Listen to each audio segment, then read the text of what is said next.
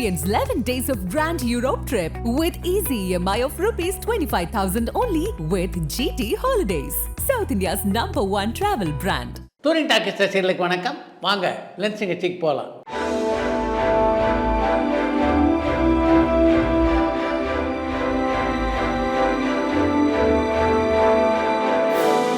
என்னம்மா முதல் கேள்வி? வணங்கான் திரைப்படத்தினுடைய ரிலீஸ் டேட் எப்போ சார்னு காஞ்சிபுரம்ல இருந்து சரவணன் கேட்டிருக்காங்க. வணங்கான் திரைப்படம் இந்த ஆண்டு ஏப்ரலுக்கு பின்னால் தான் வெளியாகும். மின்சார கண்ணா திரைப்படத்துல நடிகர் விஜய் கண்ணனாகவும் நடிகை குஷ்புவுக்கு கணவராகவும் நடிச்ச நடிகரை பத்தி சொல்ல முடியுமான்னு நெல்லையிலிருந்து ஐயப்பன் கேட்டிருக்காங்க. மின்சார கண்ணா திரைப்படத்திலே குஷ்புவின் கணவராகவும் விஜயனுடைய அண்ணனாகவும் நடித்த நடிகருடைய பெயர் சந்திரகாந்த். அவர் ஸ்ரீபிரியாவுடைய சகோதரர். பாலச்சந்தருடைய படத்தில் தான் அவர் அறிமுகமானார். அதுக்கு பின்னாலே பல திரைப்படங்களிலும் சில தொலைக்காட்சி தொடரிலும் அவர் நடித்திருக்கிறார். நடிகர் விஜய் சேதுபதி நல்ல கதைகளை தேர்ந்தெடுத்து நடிக்க தடுமாறாருன்னு நான் நினைக்கிறேன். இதை பத்தி உங்களுடைய கருத்து என்னன்னு கரூர்ல இருந்து மோகன் கேட்டிருக்காங்க.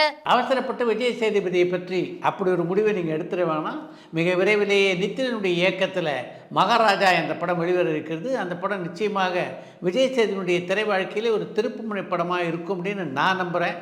அது வரைக்கும் பொறுத்திருங்க. அதற்கு பின்னாலே விஜய் சேதுபதி பற்றி உங்களுடைய கருத்தை நீங்கள் மாற்றிக்கொள்ள வாய்ப்பு இருக்குது. இயக்குனர் எஸ்பி முத்துராமன் சார் கிட்ட உதவி இயக்குனரா பணிபுரிந்து இப்போ திரைத்துறையில வெற்றி பெற்ற இயக்குனர்கள் யாருன்னு சொல்ல முடியுமான்னு பண்ருட்டியில இருந்து ராகுல் கேட்டிருக்காங்க.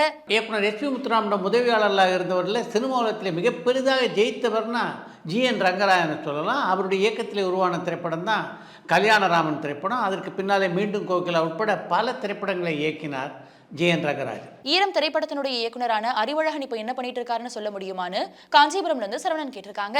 ஈரம் படத்தின் மூலம் புகழ்பெற்ற இயக்குனரான அறிவழகன் இப்போ சப்தம் அப்படின்ற ஒரு திரைப்படத்தை இயக்கி முடிச்சிருக்காரு. ஆதியும் லட்சுமி மேனன் தான் அதில் ஜோடியாக நடிச்சிருக்காங்க. மிக விரைவிலேயே அந்த திரைப்படம் திரைக்கு வர இருக்கிறது. இயக்குனர் ரத்னகுமாருடைய அடுத்த திரைப்படம் என்னன்னு யாழ்ப்பாணத்துல ஜானி கேட்டிருக்காங்க. சில மாதங்களுக்கு முன்னாலே ரத்னகுமார் அடுத்து இயக்க இருக்கின்ற படத்தை பற்றி பரபரப்பாக பல செய்திகள் வந்த வண்ணம் இருந்தன. லோகேஷ் கனகராஜ் தான் அந்த படத்தை தயாரிக்க போகிறார் அப்படின்னு கூட செய்திகள் வெளியாகின. இப்போ லோகேஷ் கனகராஜ் அந்த படத்தை தயாரிப்பதாகவும் தெரியல.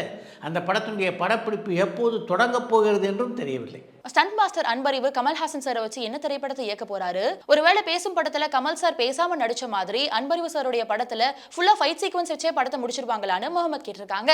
அன்பறிவு ஸ்டண்ட் இயக்குனர்கள் அப்படின்றதுனாலேயே கமல்ஹாசன் வைத்து அவர்கள் இயக்க போகின்ற படம் முழுக்க ஸ்டண்ட் காட்சிகளை கொண்ட படமாக இருக்கணும் அப்படின்றது அவசியம் இல்லை. அன்பறிவை பொறுத்த வரைக்கும் தொழில்நுட்பத்திலே கைதேர்ந்தவர்களாக அவங்க இருக்காங்க. நல்ல கதையம்சத்தோடு ஒரு திரைப்படத்தை கமல்ஹாசன் வைத்து அவர் எடுப்பதற்கு எல்லா வாய்ப்பும் இருக்கு இல்லையா? IMDb ரேட்டிங் எதன் அடிப்படையில் சார் கொடுக்கப்படுது? அல்லது உண்மையான ரேட்டிங்னு சொல்லலாமான்னு அபுதாபில இருந்து கார்த்திக் கேட்டிருக்காங்க. IMDbயை பொறுத்த வரைக்கும் எந்த அடிப்படையில் அவங்க அந்த தரவரிசையை வெளியிடுறாங்க அப்படின்றதே தெரியல. அது மாயமாக தான் இருக்குது. சமீபத்தில் சில படங்களுக்கு அவங்க கொடுத்துருக்க ரேட்டிங்கை பார்க்கும்போது IMDbயுடைய உண்மைத்தன்மை மீதே சந்தேகம் பிறக்கிறது அப்படின்றது தான் உண்மை. நடிகர் கிரேன் மனோகருக்கு என்ன ஆச்சு? சமீபத்தில் அவர் எந்த திரைப்படத்திலுமே பார்க்க முடியலையே, அது ஏன்னு டொரண்டோல இருந்து சுனில் கேட்டிருக்காங்க. கிரேன் மனோகர் நல்லா தான் இருக்காரு. அவருக்கு வாய்ப்புகள் கிடைக்காததுக்கும் அதுக்கும் எந்த சம்மந்தமும் இல்லை. சினிமா உலகத்தை பொறுத்த வரைக்கும் நான் பல முறை உங்களுக்கு சொல்லியிருக்கேன். இங்கே எப்போ இது போன்ற சுழற்சி ஏற்படும் அப்படின்னு யாராலும் சொல்ல முடியாது. சில நேரத்தில் பார்த்தீங்கன்னா தொடர்ந்து பட வாய்ப்புகள் வந்து குவிந்தபடி இருக்கும்.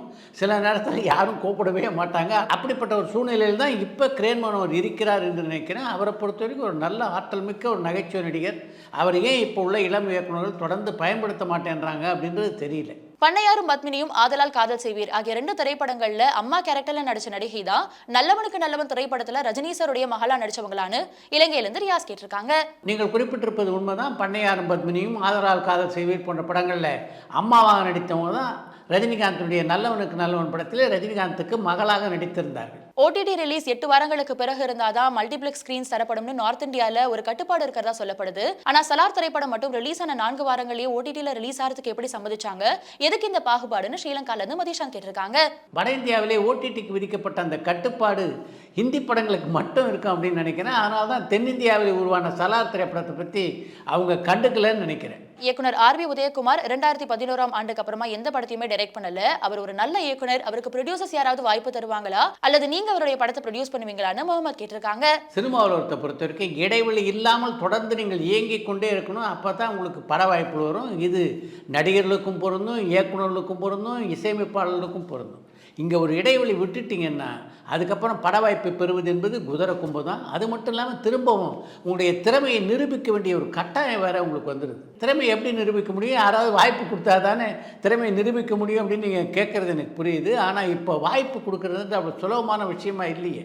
குறைந்தது 5லிருந்து 10 கோடி ரூபாய் இருந்தால் தான் ஒரு திரைப்படத்தை தயாரிக்க முடியுது. அந்த 10 கோடி ரூபாயை செலவழித்து ஒருவருடைய திறமையை நிரூபிப்பதற்கு வாய்ப்பு கொடுக்குற மாதிரி எத்தனை தயாரிப்பாளர்கள் இப்போ இருக்காங்க.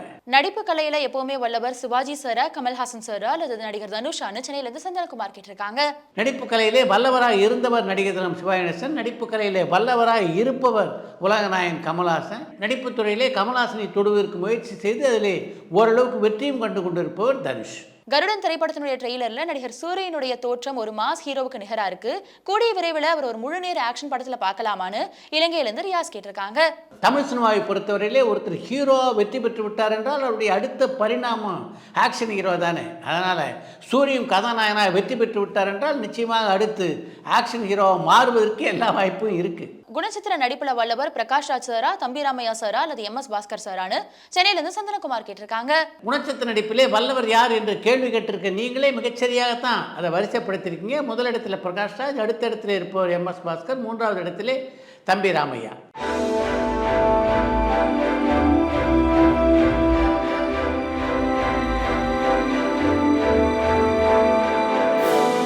ஹாலிவுட் மாதிரியே தமிழ்லையும் அனிமேஷன் திரைப்படங்களை தயாரிக்கிறதுக்கு ஏற்ற வசதிகள் இருக்கான்னு பண்டோட்டில இருந்து ராகுல் கேட்டிருக்காங்க.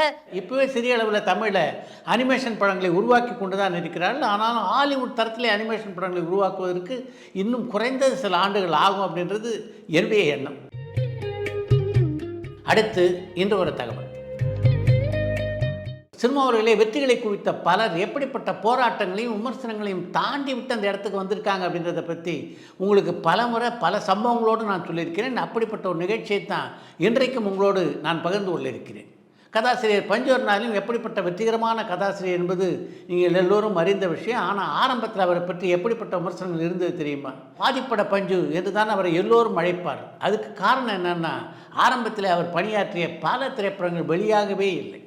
அப்படிப்பட்ட ஒரு விமர்சனத்தை தான் ஒளிப்பதிவாளர் ராஜீவ் மேனனும் ஒரு காலகட்டத்திலே சந்தித்து கொண்டிருந்தார். அவர் ஒளிப்பதிவாளராக பணியாற்றிய சில படங்கள் ஆரம்பத்தில் பாதியிலே நின்று போச்சு, சில படங்கள் திரைக்கு வரவே இல்லை. அப்படிப்பட்ட சூழ்நிலையிலே பிரதாப் போத்தன் இயக்கிய ஒரு திரைப்படத்துக்கு ஒளிப்பதிவு செய்கின்ற வாய்ப்பு PC ஸ்ரீராமுக்கு வந்தது. அதை ஏற்க முடியாத சூழ்நிலையில் இருந்தவர் பிரதாப் போத்தன்கிட்ட ராஜீவ் மேனனை சிபாரிசு செய்தார். அந்த படம் தான் ராஜீவ் மேனன் ஒளிப்பதிவு செய்த முதல் திரைப்படம்.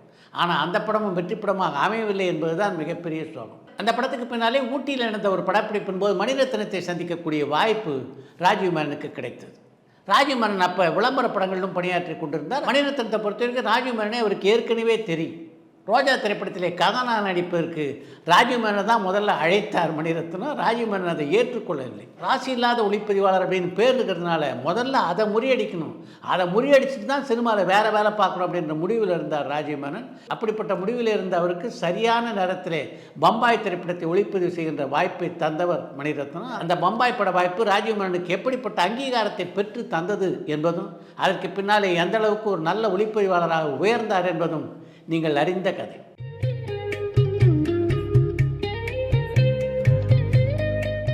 இத்துடன் இன்றைய லென்ஸ் நிகழ்ச்சி நிறைவு பெறுகிறது. மற்றும் அடுத்த லென்ஸ் நிகழ்ச்சியிலே சந்திப்போம். பரபரப்பான சினிமா செய்திகள், நட்சத்திரங்களின் பேட்டிகள், சினிமா வரலாறு ஆகியவற்றை பார்க்கவும் படிக்கவும் உங்களுக்கான இணையதளம் tourantalkies.co.